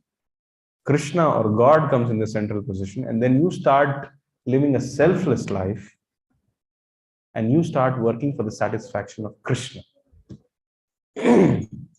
Akam sarva kamo va moksha kama udaridi tivrena bhakti yogena yajeta purusham param. Whether you have all desires, whether you have no desires, or whether you desire liberation, the best thing which you can do is to render devotional service to the Supreme Personality of Godhead, Krishna. That is the best course of action you can take. This is the advice of Srimad Bhagavatam. And yayatma suprasidati. The only thing which can give full satisfaction to the core of your heart is to have a loving reciprocation with Krishna. We are all looking for a relationship in which we feel that somebody should understand us 100%, somebody should reciprocate with us 100%. That relationship is only possible between Atma and Paramatma, in between the devotee and the Lord, between Bhakta and Bhagwan.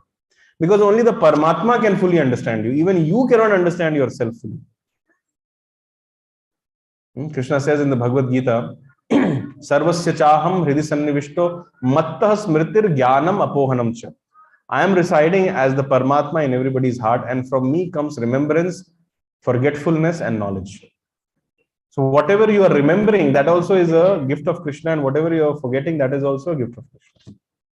I don't know what I have done in my past 100 lifetimes, but Krishna knows. So I'm claiming that I understand myself. But who knows, in my past life, I may be a murderer. In my past life, I may be a thief. So the only person who can actually understand me is God.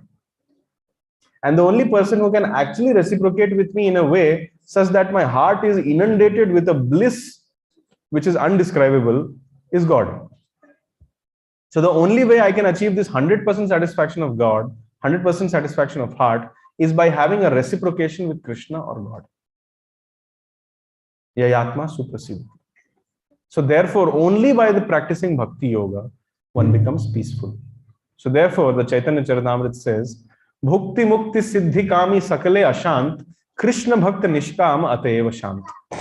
The sense gratifier, the person who wants liberation, the person who is behind siddhis, the person who wants to fulfill so many desires, they are all ashant.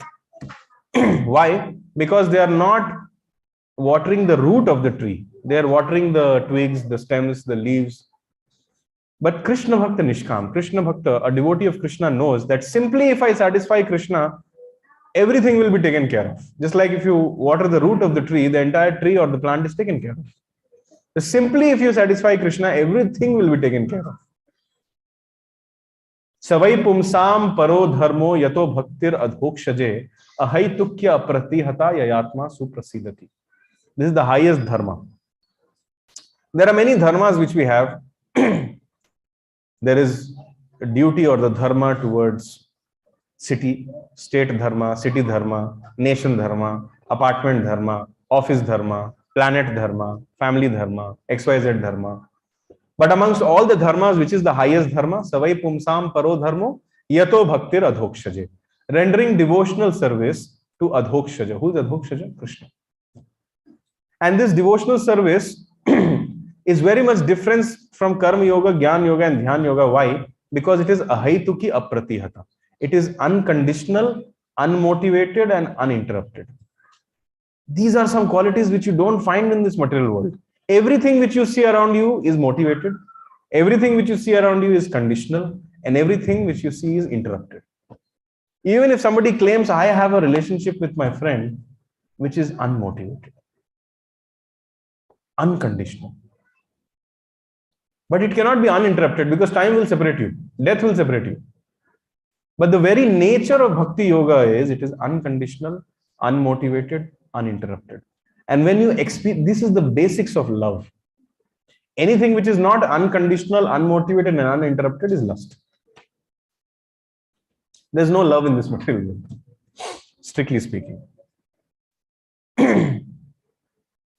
Because all the relationships, at some point or the other, they become you scratch my back, I scratch your back. As long as you cooperate in my sense gratification, I'm yours, you are mine. And as long as you are not cooperating with me in my sense gratification, tum apne raste jao, main apne raste jaunga. This is going on. You name anything. Bhai, bhai, baap, beta, behan, bhai, husband, wife, everywhere it's the same. Some people don't like me when I speak the truth. Even mother-son or mother-daughter relationship is not free of such contaminations. I'm a counselor in ISKCON and I have seen such cases. The only conclusion which I come to is that there can be only one relation which can be unconditional, unmotivated and uninterrupted. That is your relationship with Krishna. Even when you become a degraded pig in your next life, eating stool and urine, Krishna as Paramatma doesn't leave you. He doesn't say that I am Vaikuntapati eating chappan bhog and you are eating green colored and yellow colored stool and you are rejoicing it. I will not stay with you. Even in that circumstance, Krishna stays with us. Everybody else will leave, but Krishna will stay. So Krishna's love for you is unconditional, unmotivated, uninterrupted. And it is only natural for Krishna to expect the same from you. So therefore, in the spiritual world, everything is unconditional, unmotivated, uninterrupted. And that is the basic definition of Bhakti Yoga. Patram pushpam phalam toyam yome bhaktya prayachati tad aham bhaktya uparhitam ashnami prayatat. Krishna says that with love and devotion, if somebody offers me a leaf, a flower, a fruit, or water, I, the Supreme Personality of Godhead, who is the owner of earth, water, fire, air, ether, mind, intelligence, false ego, material world, spiritual world, aham sarvasya prabhu matta sarvam pravartate iti matva bhajante mam bhuda bhava samanvita. I am the source of all spiritual and material worlds. Everything which you see comes from me. I don't need anything. I am Atma Ram. I am fully satisfied. But if with love and devotion, if you offer me a leaf, flower, fruit, and water, I will come and accept it. This is called Bhakti Yoga. Krishna is not interested with these karma kandis, Jnana Yogis, Dhyana Yogis, Karma Yogis. Krishna is only bothered about the Bhakti Yogis. Excuse me. That's why he says, Bhaktya Mam Avijanati. Only my devotees can understand me. So if you want to reach the lotus feet of Krishna, you have to come to the highest rung of this yoga ladder. Beginning with, it starts with Karma Yoga, Sakam Nishkam, Jnana Yoga, Dhyana Yoga, and Bhakti Yoga. So Bhakti Yoga is the topmost rung of this ladder. Moving on.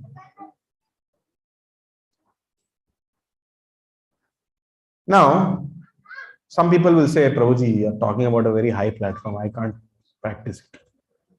So Krishna also understands this. So he gives a lot of liberty, or not liberty, a lot of concession to people. He says, Yat karoshi, yad ashnasi, yad juhoshi, dadashi yad, yat tapashyasi kaunteya, tad kurushva madhya. Bhakti Yoga means doing what Krishna wants. I'll give you an example of Bhakti Yoga. Bhakti Yoga, some people say that those who cannot do anything, they do Bhakti Yoga. They do not understand that only the real heroes can perform Bhakti Yoga. So once Krishna enacted a pastime to show the exalted consciousness of his devotees. He enacted that he is sick.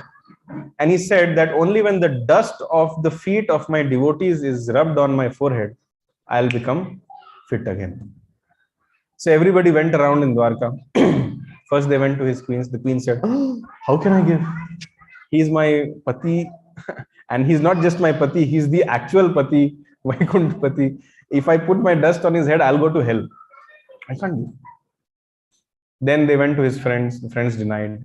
Parents denied. Everybody in Dwarka denied. Brahma denied. Shiva denied. Shiva said, Brahma said, look at my position. I am his servant. How can I put my dust on? He's my teacher. The first verse of Bhagavatam says, Janmadyasya yataho anvayad itaratas chartheshna abhigya swarad tene brahma hridaya adikavaye muhyanti yamsube. So Brahma got knowledge from Krishna in the core of his heart. He's telling, he's my teacher. How can I do that? So at that time, Krishna said, go to Vrindavan. Meet my friends in Vrindavan, especially my gopis, and you tell them, this is my condition, and see their response. So Narad Muni, the transcendental instrument of Krishna, he went to Vrindavan and he told the gopis, Krishna is sick. Half of them fainted simply by hearing that. Krishna is sick.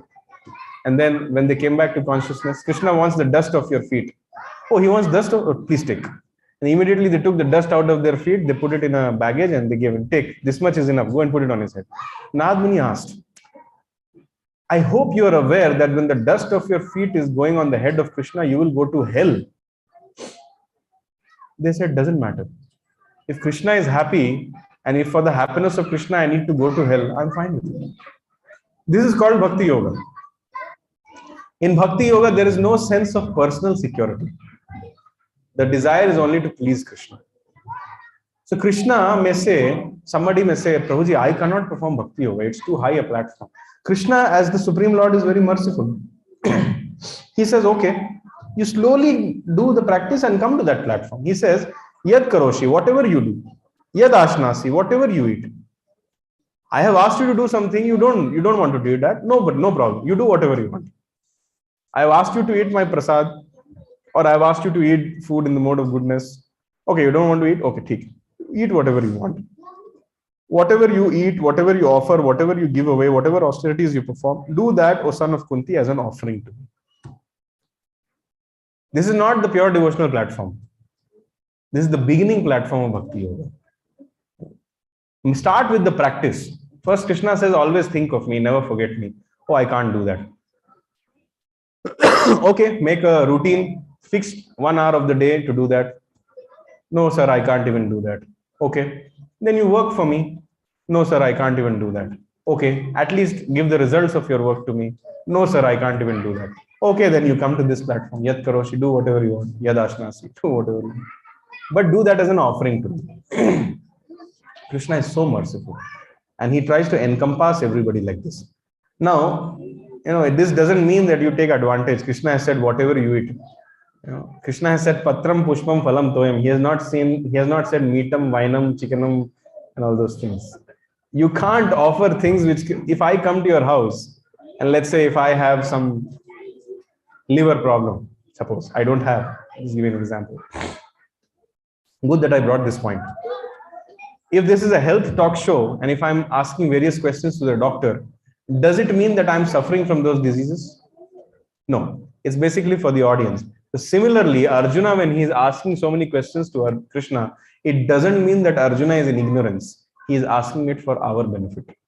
So suppose if I have diabetes, and if I come to your house, and very nicely you have made apple kheer mixing Amul mithai mate and 10 kg sugar in it.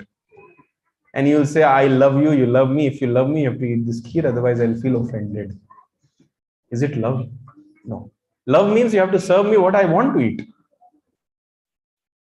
So similarly, Krishna has told in the chapter 17, sloka number 8, 9, and 10, something for your notes. Go and read that. Krishna has told what he likes, what he doesn't like. So when he says, Yad Karoti, Yad Ashnasi, do it as an offering to me, he says, okay, you're not at the platform of pure devotional service, but if you practice this, if you eat what is supposed to be eaten after offering to me, if you offer the results of your work to me, if you give austerities which you perform and the charity which you give, if you do that as an offering to me, then very soon you will be fully purified in your consciousness and you'll come to the platform of the residents of Vrindavan. And then you'll live for me. And that is the purpose of life. And what is that platform? That platform is called Madchitta Madgata Prana Bodhayantah Parasparam Kathayantascha Mam Nityam Tushyanti Cha Ramanti Cha. The thoughts of my pure devotees dwell in me. Their lives are fully devoted to my service. They derive great satisfaction and bliss from always enlightening one another and conversing about me. Why? Because Krishna has told, Aham Sarvasya Prabhavo. I am the source of all spiritual and material worlds. Suppose if a person comes here and he says that I own the Reserve Bank of India, what will be your behavior towards that person? Tell me, be honest. Huh? No, actually, not joke. Actually, someone comes and says that he actually owns the Reserve Bank of India. How will you behave after that? No joking, serious. Full of respect. Maybe you'll ask, you need some water. Can you come to my house? Sir, you're coughing. Can I get some hot water for you? And what do you want to eat? Huh? You'll start worshipping that person. Suppose if somebody comes and tells you, I'm the richest person on this planet, what will be your behavior towards that person?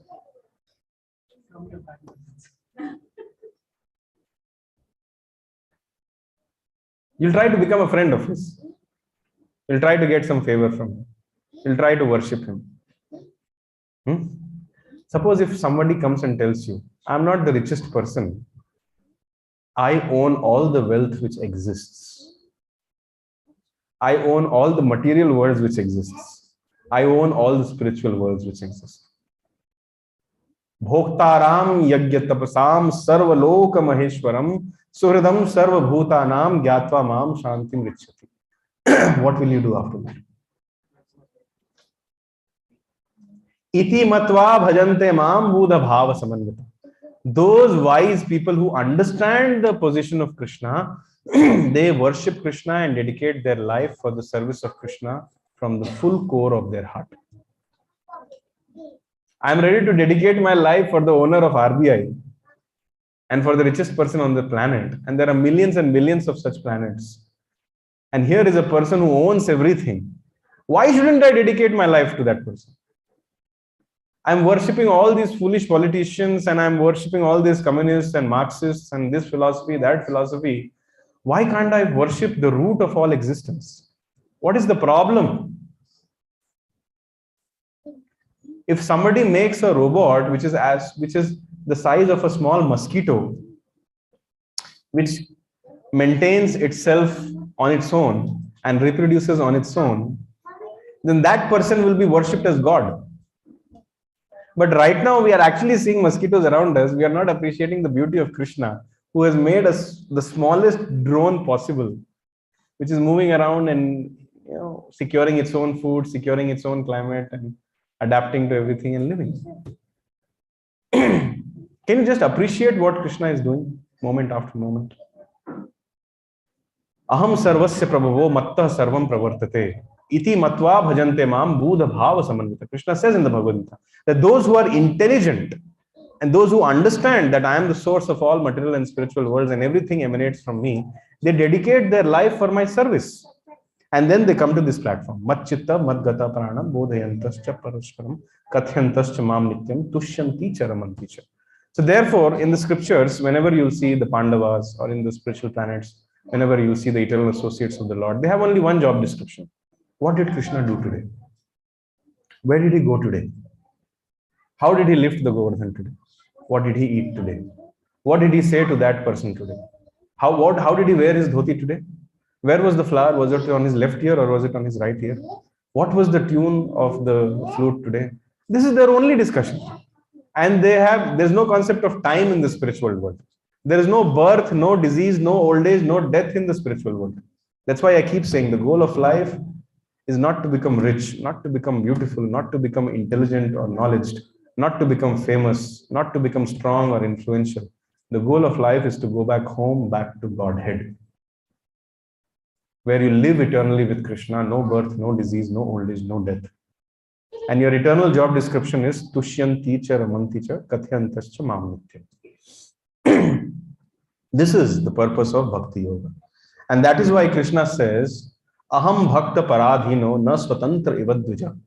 Krishna, who is the supreme personality of Godhead, he is Swarat, he is not bound by anything, but he gets bound by a rope by his own devotee. One of the names of Krishna is Acyuta. Nobody can defeat him, but he gets defeated by his own devotee. Because he likes that. He feels the love. Today morning when I was having a class, I was explaining how Krishna is the most intelligent person in the entire existence. But he likes to be defeated in argument by his devotees. Krishna appeared as Lord Chaitanya. In the history books, you will read about him as Sri Krishna Chaitanya, the Bhakti movement and all that. But if you read the Bhagavatam, if you read the Garuda Puran and the other Puranas, it will clearly say that Krishna has advented as Chaitanya Mahaprabhu or Gauranga in the Kali Yuga as a Channa avatar or a hidden incarnation. So when he went to the house of Sarvabhaum Bhattacharya in the Jagannath Puri, Sarvabhaum Bhattacharya offered him a great amount of food to eat. Since he was in the role of a sannyasi, he said a sannyasi cannot eat so much. So Sarvabhaum Bhattacharya made a statement that you are the same Jagannath in the altar and 51 times a day, 64 bhoga offerings you are taking. In Dwarka, in the house of 16,108 wives, 4 times a day you are eating. In all the brothers' houses of Nand Maharaj, 2 times a day you are eating. Wherever you go, you keep eating. The food which I'm offering is not even a morsel in comparison to what you are eating every day. So please accept. So Krishna smiled and he sat down and ate it. So Krishna likes being defeated in arguments by his devotees. But when a Mayavadi, Sarvabhaum Bhattacharya, earlier when he was not a devotee, he gave the same Atmaram verse from Bhagavatam to Lord Chaitanya and he said, give me some explanation of it. Lord Chaitanya said, you give me the explanation. So Sarvabhaum Bhattacharya, the greatest scholar of India 500 years ago, gave 9 different explanations of one verse. So Lord Chaitanya defeated him by giving 64 different explanations of the same verse without touching the 9 different explanations which he had given. Now the same Lord Chaitanya gets defeated in argument by Sarvabhaum Bhattacharya when he becomes a devotee. So the point which I am trying to say here is Krishna can only be known and interacted via devotional service and not by any other way. And when this love and devotion takes over you, your life changes completely. You will understand that you are not this body. And today I'm going to show you a photo or a video which will give you a glimpse of that. Before that, I will have to share the screen again.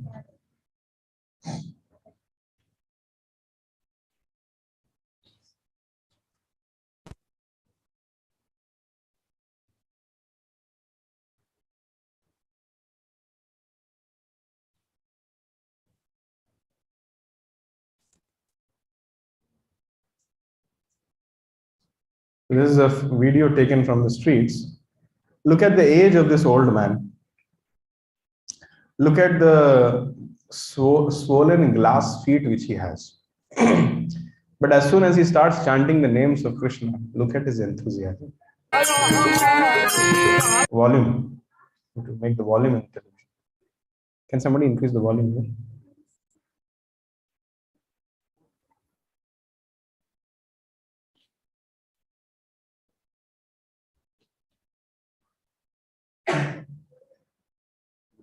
Full.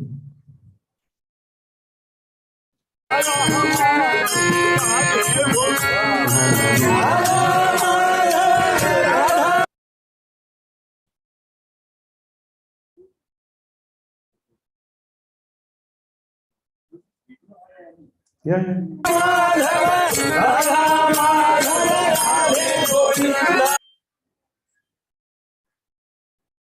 Let me try some.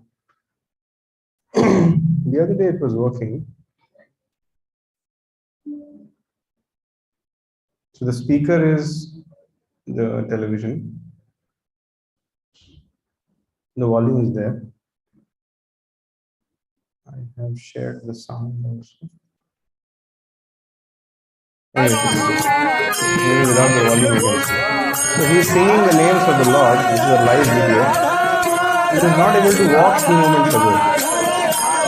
But as soon as he saw this Kirtan party, he started jumping, dancing and singing. You can hardly see bones in his body.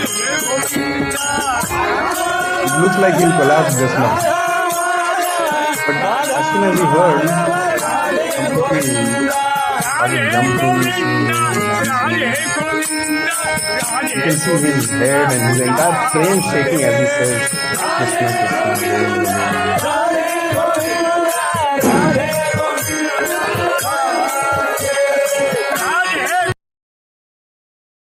Somehow I'm hearing the song somewhere. Like some other songs. Okay. Anyways. So the essence of Bhakti Yoga is this. Shravanam, Kirtanam, Vishnoho, Smaranam, Padasevanam. Archanam, Vandanam, Dasyam, Sakhyam, Atmanivedanam. Iti Pumsar Pita Vishno, Bhaktish Chennava Lakshana. Kriyeta Bhagavatya Adha, Tanmanye Dhitamuttamam. So Prahlad Maharaj said, hearing and chanting about the transcendental holy name, form, qualities, paraphernalia and pastimes of Lord Vishnu, remembering them, serving his lotus feet, offering Lord respectful worship with 16 types of paraphernalia, offering prayers to the Lord, becoming his servant, considering the Lord as one's best friend, and surrendering everything to him. These are the 9 processes which are accepted as pure devotional service. Shravanam means hearing, Kirtanam means glorifying the Lord, Shravanam, Kirtanam, Vishnu Smaranam, remembering the Lord. After that, Pada Sevanam, offering various kinds of services to the lotus feet of the Lord. Pada Sevanam, Archanam, you do Arti. Vandanam, you offer prayers. Dasyam, you offer devotional service in the mood of a servant. Sakhyam, as a friend. Atmanivedanam, you offer your entire body, mind, and words to him. These are the 9 bona fide ways of Bhakti Yoga. So see, one who has dedicated his life, I'll take a pointer and I'll show you. Who is saying this? The most intelligent person, Prahlad, is saying. One who has dedicated his life to the service of Krishna through these 9 methods should be understood to be the most learned person, for he has acquired complete knowledge. That's why in the Bhagavad Gita also Krishna says, Vedaischa sarvaira aham eva vedyo vedanta krita veda vid eva chaham. I am to be known by all the Vedic literature. If you have studied so much law, finance, engineering, medicine, but if you have not come to the conclusion that Krishna is the Supreme Personality of Godhead and my life is meant for his service, all your knowledge is simply a waste of time. Similarly, if you are claiming I have studied so many Upanishads, so many Puranas, so many Vedic literature, but if I ask you who is God, if you are not able to come to the conclusion that the son of Mother Yashoda is the Supreme Personality of Godhead, Krishna, he is God, then all your Vedic literature of all your lifetime's study of Vedic literature is a waste of time. Krishna says, Vedescha sarvera aham eva vedyo. By all the Vedic literature, I am to be known.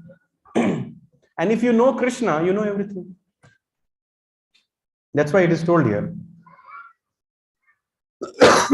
that one who has dedicated his life to the service of Krishna through these 9 methods, Shravanam, Kirtanam, Vishnu Smaranam, Padasevanam, Archanam, Vandanam, Dasyam, Sakhyam, Atmanivedanam. One who has dedicated his life to the service to Krishna through these 9 methods should be understood to be the most learned person, for he has acquired complete knowledge. Now, this is the version of Srimad Bhagavatam, Prahlad Maharaj is speaking. So, therefore, to summarize Bhakti Yoga, Bhakti Yoga is performed with love towards the Lord. When Krishna entered the arena of Kamsa, he was fighting Chanur, Mushtik, and other wrestlers, and he was feeling very happy. They were giving pleasure to Krishna. But that cannot be called as Bhakti Yoga, because these wrestlers did not have an intention to please Krishna. Krishna gave the position of mother to Putana, thinking that she has fed me her breast milk. But that is not Bhakti Yoga, because Putana did not have a desire to please Krishna. So the basic definition of Bhakti Yoga is that it is performed with a love, with a desire to please the Lord. That is Bhakti Yoga. And it contains 9 aspects, all of which are blissfully done for the affection of the Lord. With the affection of the Lord. So here is a table which summarizes everything. Karma Kanda, action according to the scriptures. Karma Yoga, action according to the scriptures with detachment. Jnana Yoga, scriptural injunction work with detachment plus knowledge. Dhyana Yoga, scriptural injunction, detachment, knowledge with meditation. But Bhakti Yoga includes everything along with love for Krishna. And Krishna is looking for this love. If you have all of this Karma Kanda, Karma Yoga, Jnana Yoga, Dhyana Yoga, but if you don't have love for him, you are struggling. Simply if you have love, you get everything. If you go into the technical discussions of these chapters, you will find that Bhakti Yoga as an anga of this yoga ladder is independent. You need to perform Karma Yoga to get into Jnana Yoga. So Jnana Yoga in one way is dependent on Karma Yoga. But Bhakti Yoga can be done independently. You need not do Karma Yoga, Jnana Yoga, Dhyana Yoga, anything. In fact, because I'm a teacher of the Bhagavad Gita, so I can give you the conclusion that for a Karma Yogi to become a perfect Karma Yogi, he needs the touch of Bhakti Yoga. For a Jnana Yogi to become a perfect Jnana Yogi, he needs the touch of a devotee. For a Dhyana Yogi to become a perfect Dhyana Yogi, he needs some devotee who comes and tells him that you are doing all this meditation. The goal is to see Krishna in the core of your heart. So all these karma yogis, jnana yogis, dhyana yogis attain their perfection by the touch of bhakti yoga. But bhakti yoga is not dependent on karma yoga, jnana yoga, dhyana yoga. So bhakti yoga is independent. Okay. So I think we can stop here today. In the next section, I will cover how I will give you some more references from the Bhagavad Gita, where Krishna is clearly saying that yes, I prefer people to become bhakti yogis. I don't want them to waste time here and there. And I will show you, give you references and show how bhakti yoga is like a lift or an elevator, and all the other yoga systems are like staircases. So bhakti yoga gives swift results. And many other discussions are pending, which prove the superiority of bhakti yoga. And then Arjuna also specifically asks Krishna that amongst all the yogis, who is the best? I covered this in the Gita Sar, but I'll cover it again. Where Krishna says, amongst all the yoginam api sarvesham madgaten antaratmana shraddhavan bhajate yumam samay yukta tamom. According to me, my devotee is the best. So all this discussion in detail we'll do in the part 2 of this yoga ladder. Okay? Any questions or comments till now? Any disagreements? I have a confusion. Yes. First your name and then Myself, Sumant. So since teenagers, when I 1 second. Have all of you given your attendance? I saw some of you were coming and sitting. Did you give your attendance? Everybody has given your attendance? If anybody has not given your attendance, please raise your hand. The mobile will come in to you and you will give your attendance. Because if you don't give your attendance, we don't know whether you attended or not. Yes, Sumant. You ask your question, please. So since when I'm in teenagers, my heart pleases to my mind to be a Dhyana Yogi. Your heart pleases to your mind to be a Dhyana Yogi. Okay. But due to earthly bondages or the earthly responsibilities as a son, as a brother, as a friend, I'm unable to detach myself from this bondage, especially till now. So I have to clear this to go the right path. Is that correct, or can I just go to the direct path where still whatever the responsibilities I should be taken, it will be done by Supreme Lord, or I have to do it, Huh? or I have to do and I have to take that path. I did not clearly understand your question, but I'll try to do the best I can.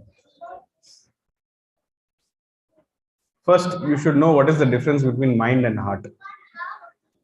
Your heart is pleasing your mind means what you should understand. This statement, technically, according to the science of Bhagavad Gita, makes no sense. Heart is different, mind is different. So basically, I understood that you wanted to be a Dhyana Yogi, which Arjuna said 5,000 years ago, it's not possible. But still you wanted to be. Okay. Can you jump in the air and reach the moon? That is the possibility of becoming a Dhyana Yogi in Kali Yuga. See, we have to be let's be normal. Let's be sane. Do you think you are more qualified than Arjuna? And if Arjuna is saying that I cannot do this Dhyana Yoga, why do you think you have a chance? Okay. But still, let's say, somehow you still have that desire. And then you are saying that you read the 6th chapter of Bhagavad Gita and the conditions which Krishna gave, you thought I cannot follow. Because you thought you have many responsibilities.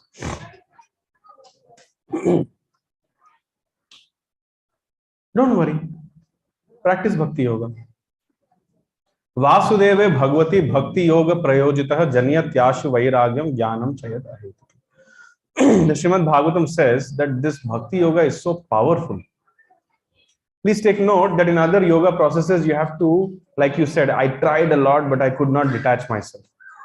So in other yoga systems, the onus is upon you. You have to try. But the Bhakti Yoga is so supremely beautiful. It says, Vasudeva Bhagavati Bhakti Yoga Prayojita. Anyone who becomes a devotee of Vasudeva or Krishna Janiyat yashu vairagyam jnanam chayad ahetuka. Without even making any separate endeavor, simply by rendering devotional service to Krishna, two things will automatically come and very quickly come. What are they? Knowledge and detachment. You want detachment? You want knowledge? Just chant Hare Krishna, Krishna Krishna, Hare Hare, Hare Rama. Krishna will take care. He will give you the intelligence. Dadami buddhi yogam tam yena mam upayantite. He'll give you the intelligence how to live in this world, and then he'll give you the knowledge and detachment how to leave this world. Okay? So don't get entangled in the other processes. If you can just stick to this Bhakti Yoga process, it is supremely powerful and supremely potent enough, especially for the people of Kali Yuga. And not just Kali Yuga. Don't think that we are Kali Yuga, so we are taking Bhakti Yoga. In Satyuga, we would have taken Dhyana Yoga. No. In Satyuga also, people were taking Bhakti Yoga only. Narad Muni, what is he doing? Is he doing Dhyana Yoga, Karma Yoga, Gyan Yoga? He's doing Bhakti Yoga. So, the point which I'm trying to make is, which I will clear in the next sessions, that the Supreme Lord is sitting and waiting to take us home back to God, provided we want to go. The Supreme Lord is telling that, why do you want to climb these 100 floors? Get into the lift and come to me in 10 seconds. But we say, no. We will put our head down and leg up and we will climb the stairs and go. I'll really discuss about this in the next session, but that is our sad situation. And this is all because of the avidya, or the ignorance which is there in our heart.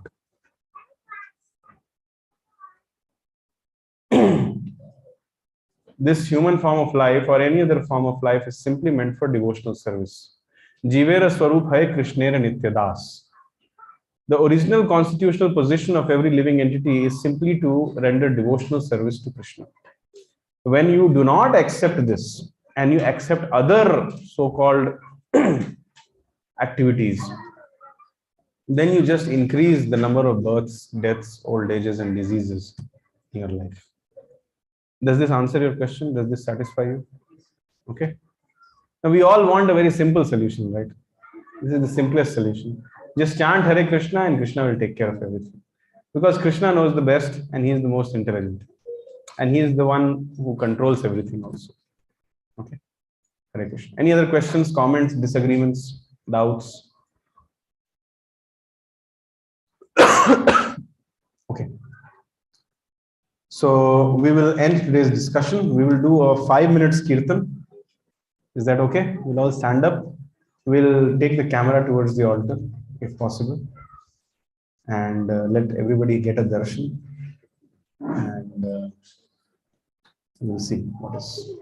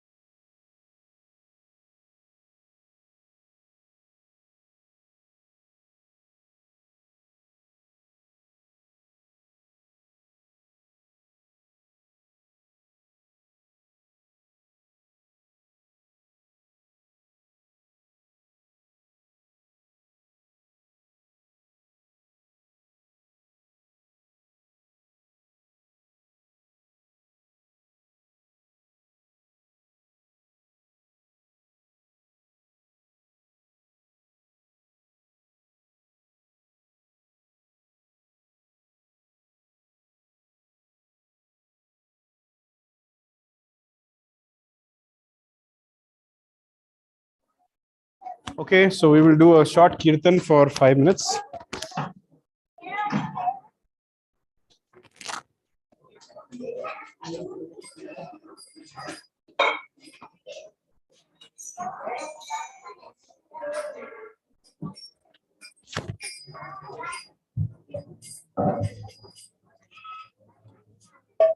Hare Krishna, Krishna Krishna, Hare Hare, Hare Ram,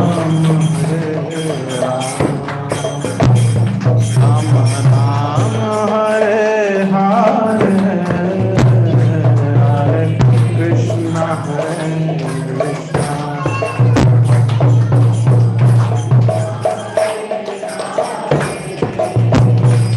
Hare Ram, Hare Rama, Rama Rama, Hare Hare, Hare Krishna, Krishna Krishna, Hare Hare, Hare Ram, Hare Rama, Rama Rama, Hare Hare Krishna, Krishna Krishna, Hare Hare, Hare Ram, Rama Rama, Hare Hare, Hare Krishna, Krishna Krishna, Hare Hare, Hare Rama, Rama Rama, Hare Krishna, Krishna Krishna, Hare Hare, Hare Rama, Rama Rama, Hare Krishna, Krishna Krishna, Hare Rama, Rama Rama, Krishna Krishna, Hare Hare, Hare Rama, Hare Krishna,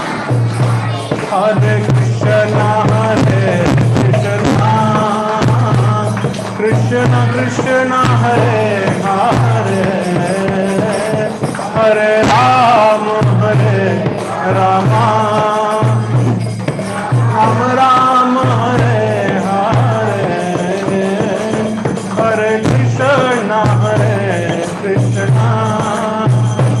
Krishna Krishna, Hare Hare, Hare Rama, Rama Rama, Hare Hare, Hare Krishna, Krishna Krishna, Hare Hare, Hare Rama,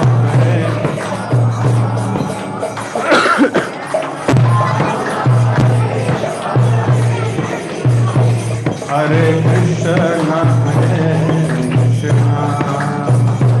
Krishna Krishna, Hare Hare, Hare Rama,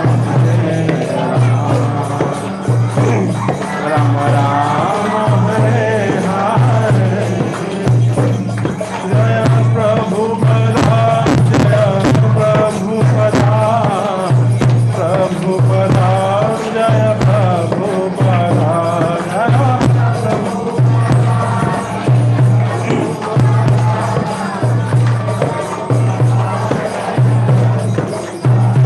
Jaya Gandharvika Giridhari, Gandharvika Giridhari, Gaura Hari.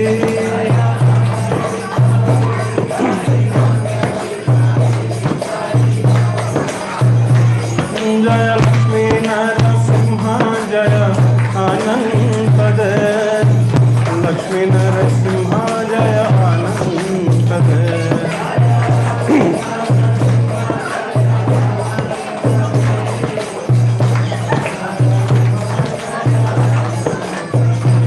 Jaya Pancha Tattva, Jaya Pancha Tattva,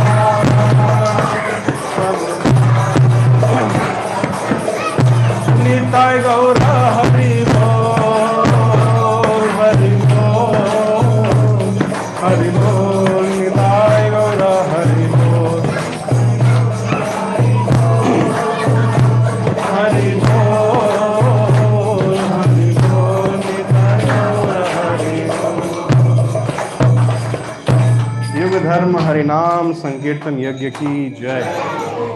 ग्रंथराज Shrimad Bhagavad Gita की जय। जगत गुरु श्रील प्रभुपाद की जय। हरे कृष्णा कृष्णा कृष्णा हरे हरे, राम राम हरे कृष्णा कृष्णा कृष्णा हरे हरे, हरे राम राम राम, हरे कृष्णा कृष्णा कृष्णा हरे हरे, हरे। Thank you very much. Hare Krishna.